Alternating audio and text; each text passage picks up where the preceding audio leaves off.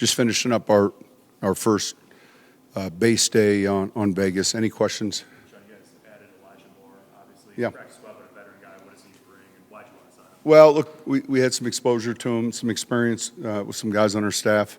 You're always paying attention to that wire, and if someone comes across it that you feel like either can help now or maybe in the future, I think it was more of us looking at a talented player. No Parcells said that line this season starts after Thanksgiving. Do you kind of get the sense that this time of year things change a little bit, or you start to find out more about the team? Yeah, I think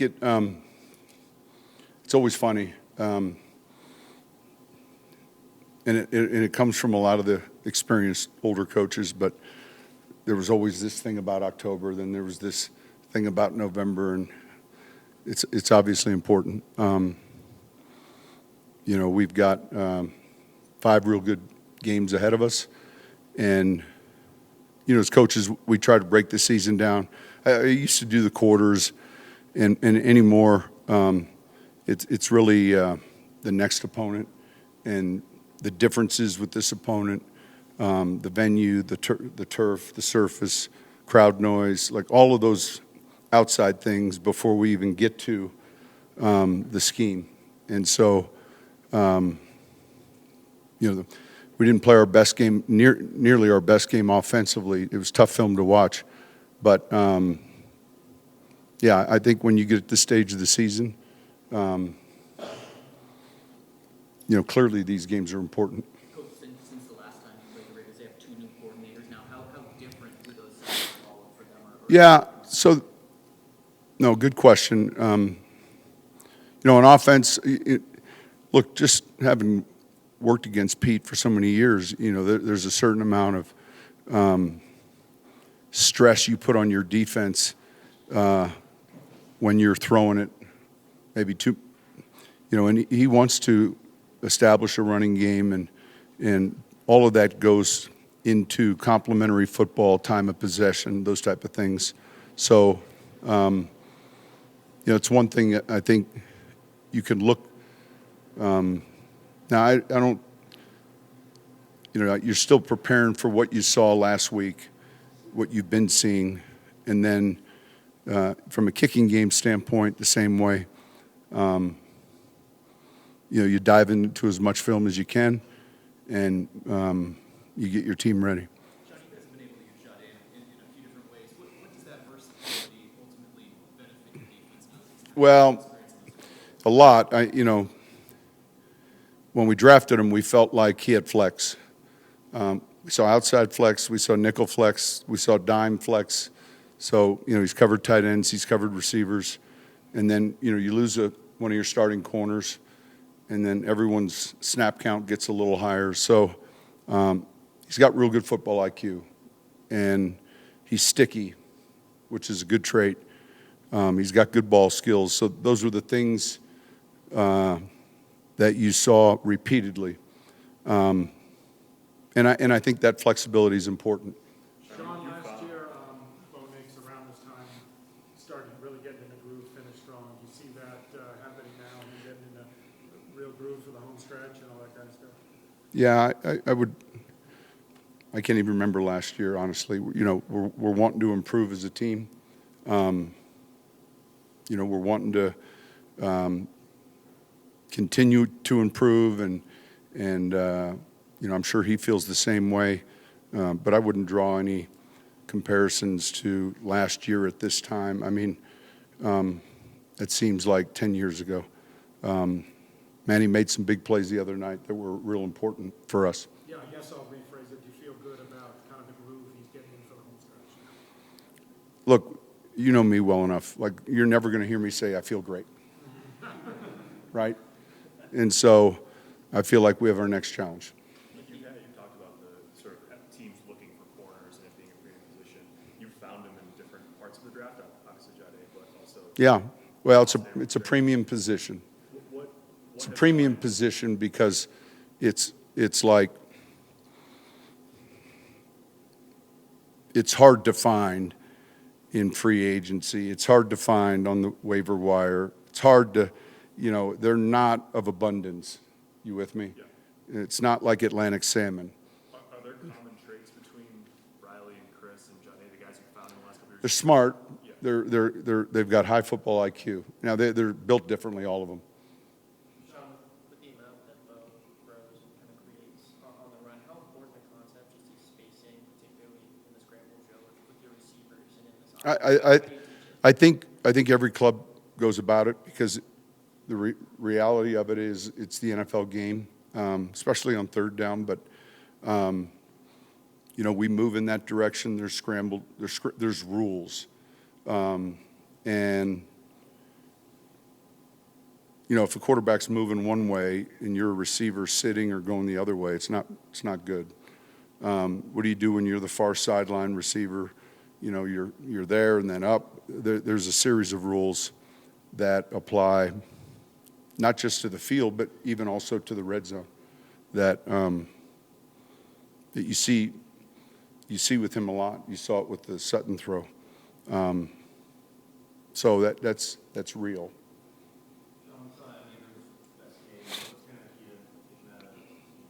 Yeah, look, it's some weeks it works out, some weeks it doesn't. It's not as easy as saying, hey, this is going to be, there's some certain coverages. We got a great coverage look in the empty the other night, for his isolation route. And it's about looking at the game plan, looking at certain throws that have certain guys' names on them, and it doesn't necessarily mean it always goes to them. So, he's one of the guys that we want to have X amount of targets to, and I think the thing he does really well is obviously run after the catch. Josh, you talked about winning becoming addicted. Some players have talked about part of the addictive feeling that they chase, how you get to celebrate the locker room after and the environment that gets to be. How long has that been something for you that you wanted to cultivate that experience? I don't know. I just think I hate losing more than anything like in the world. And so I think fear of failure is a very significant motivating factor. And so I think from a detail standpoint, and there's nothing that's too small that's not significant. That has to exist outside the lines as well. The entryway, the locker room, the signage, post game, and everything we do. There's been thought given to like all of it, and so almost maniacal with the details, and I just think that. I think eventually the feeling of the player feeling like they've thought of everything. Bo has talked about that same concept at times about the fear of failure. Do you sense a commonality at all just within that kind of Listen, there's that. It's a healthy feeling, and there's that. Look, Wednesdays for him, it starts again. There's that clock, and it's that race to digest the game plan, the checks, the kills, and that's why a lot of these QBs lose their hair and coaches lose their hair, turn gray. I mean, there's a lot that goes into the preparation. There's a lot of stress that goes into that, and that's a very good trait. Absolutely.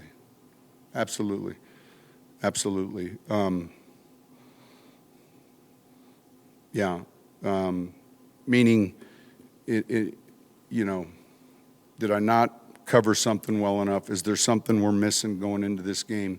We talked about the Giants game and Friday night seeing something and putting it in Saturday just in the event we need it. And there we are, out of field goal range. I don't know how much time's left, and we run that play we put in Saturday, So when something like that happens to you, and it's when something like that happens to you, and it's the difference between winning and losing, then it never stops. Like, and you got to be careful that it's not, it doesn't, but you have to. I hate hearing that term, the hay's in the barn. You're constantly looking for that edge, or one more clip of film, one more cut up. Because sometimes, and this can happen, it's very real. Let's say there's 43 plays on a cut up, and I can watch that in the morning, and I don't know if the caffeine isn't kicked in or whatever. I can watch that 43 plays, or a coach can watch that, and then like this afternoon I can watch it and like see, like, oh my gosh, like a whole different. And so when you get on one of those rolls, with the Mountain Dew and the Coke's going, and it's like you just want to don't interrupt. You just keep going, and so there are some times when you look at it. For me, sometimes earlier in the week is difficult. You just came off a game, and then it gets clearer, cleaner as the week progresses. But there's nothing better than when you start seeing a lot of things that can help. And then sometimes when you're not, just blow out the candles, go outside, take a cold shower, do something to change it up, to try to get back in it. So, yeah. Bill Belichick was named a finalist for the Hall of Fame today. What was your relationship with him in any particular? It was outstanding. Would you like to recap? No, I'm glad you asked. So my first year as a head coach, 2006, we went to the NFC Championship game, and that was when the Pro Bowl was held the week after the Super Bowl in Hawaii. It was coached by the staffs that lost in the championship game. We lost to the Bears, and his team lost to the Colts. So, when you're there 10 days and you kind of, realize the Pro Bowl practice is a half an hour, you're going to have a lot of time. I got to know him. The timing was perfect, and he's in the AFC. I was in the NFC. He's very gracious. I think we took both staffs on this like 3 or 4 boat fishing trip, and he's pretty good with that fishing stuff. I don't know anything about it, but then we would have these discussions, and then eventually joint practices, and then I think we had 4 joint practices, and not one time in those 4 practices was there a scuffle or a fight. We got a lot of work done. And look, we play each other's division. We discuss the division. I was lucky enough as a young coach that unfolded that way. And honestly, if we at that time weren't paying attention to what they were doing,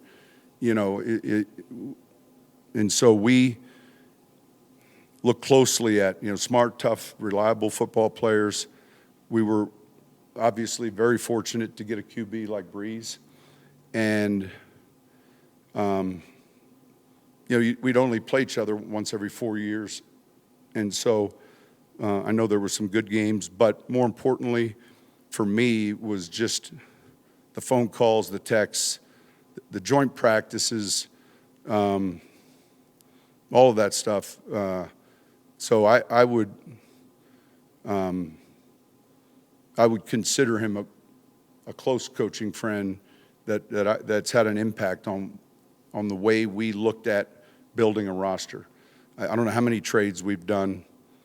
We'd do a trade in 20 seconds, or it was just real easy to say, no, we're good. Or, and there was never any like trying to win over. And so now back to his candidacy, and it's funny you mentioned that. I didn't realize the coaches didn't have to wait 5 years, and so there's a few planes right out here on the runway. You know, one of them is Belichick, and the other one's Shanahan, and there's Holmgren, and it's just a matter of when they take off. You know, and I'll be honest with you, I miss him not being in the league. I miss him not being in the league, and I wouldn't be surprised, and I would be somewhat hopeful that he ends up back in the league. That we'd all be better for it. I mean, he's something. Sean, just going back to that feeling, that fear you mentioned, is that intensifying with where you guys, 10-2 versus you guys are It probably ratchets up some, yeah. Yeah, I mean, I think,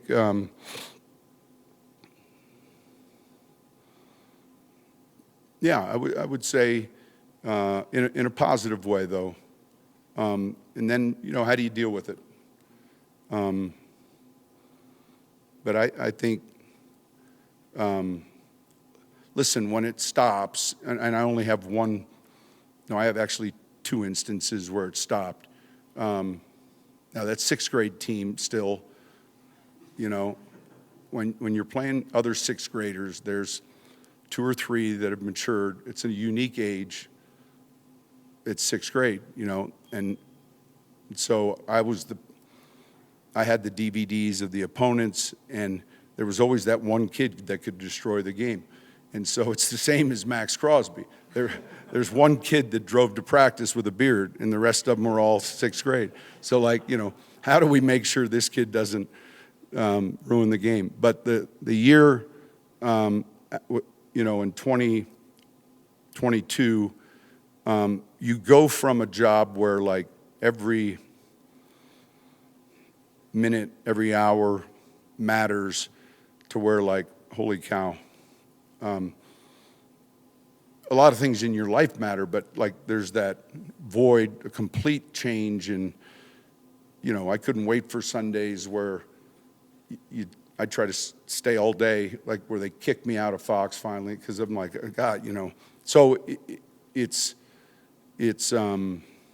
addicting, and it's where you feel like you belong, and then when you're in it, you like to bitch about it, and complain about it, but it's a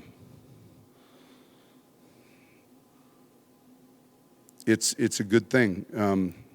It's a unique job, and for the players and the coaches, it's not like necessarily the real world. You're in this bubble.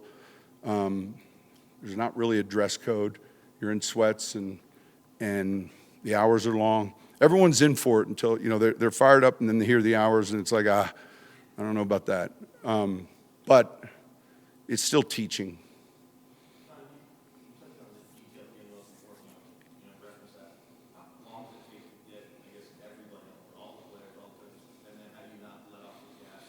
Well, I think it's a little bit like a garden.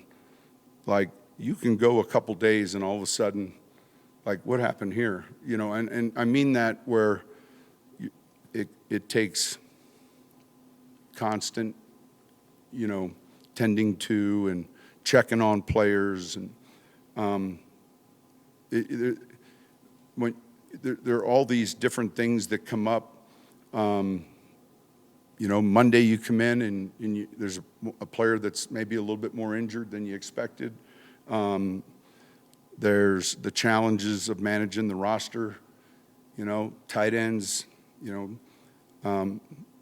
it's every week there's something. And, but relative to the team, it's important to have those relationships with individual players that are beyond football. And I think this team loves playing together. That's one of the things it's fun to coach, what we're seeing right now. And you guys see it. They're pretty unselfish, which is hard to be sometimes in today's sports. But look, it's contagious. But I think the ingredients in the very beginning on the procurement of the players, whether it's through the draft or through free agency, and building what you think are the important traits and values, and then removing those that don't fit that. And I think that's real important. Have you gone many games with two healthy tight ends? Gone into many games with two? No, I can only remember, look, and I hate telling the story. We played a preseason game in Atlanta. If I repeat myself, forgive me, but it was a preseason game, and Kerry Collins, it was against Atlanta, threw an interception, and on that play, Shockey and Dan Campbell, Dan was playing for us. On that play, both of them got hurt. And so whatever your call sheet looked like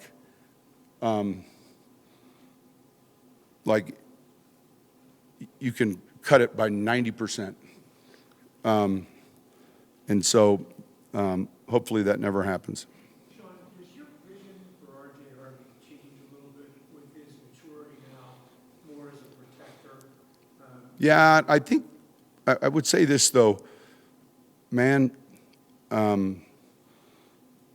there's that saying, you haven't seen anything yet. And he was still had this rare running skill set that you're going to see and continue to. We knew he was really good with the ball in his hands, catching it, former quarterback. And so, he's being thrust into, there's a lot that goes into it. I mean, Vegas is going through it with, Genty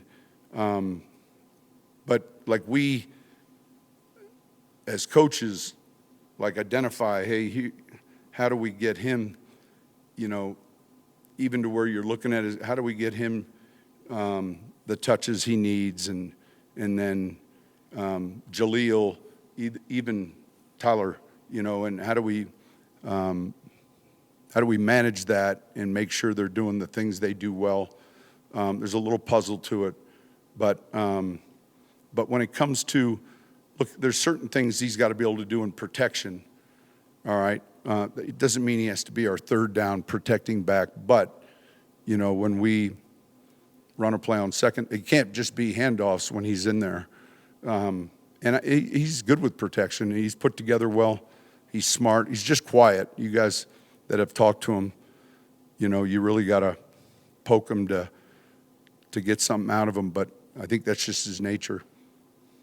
With Martin, is that kind of the same concept as Evan maybe? Same thing, and even Sutton, like we finished the play action last night. Maybe there's 10 plays, and then we just go through those 10 and then put a jersey number next to each one if the primary is open, and then the drop back, and then maybe tweak one because we needed, you have to, I think that's really important. Are we getting the ball in our guys' hands? And it doesn't guarantee it, but you do have to give some thought as to the personnel, and then who do we think is primary. And now sometimes it's easy if it's a sweep or a handoff, but other times in the passing game, it can be a little bit more challenging. Like we didn't know Evan was going to catch that 40-yard completion. We're at the line, and Bo has got a menu, and he gets us to the right play, and then, bam, it's Evan's play. If they play a different coverage, it might be Sutton's play. So part of that is the menu of what he's getting to. It was a fantastic route, but more impressive was, just the speed, and I think it was like 3 or 4 completions and then the run. So anything else? All right, thank you.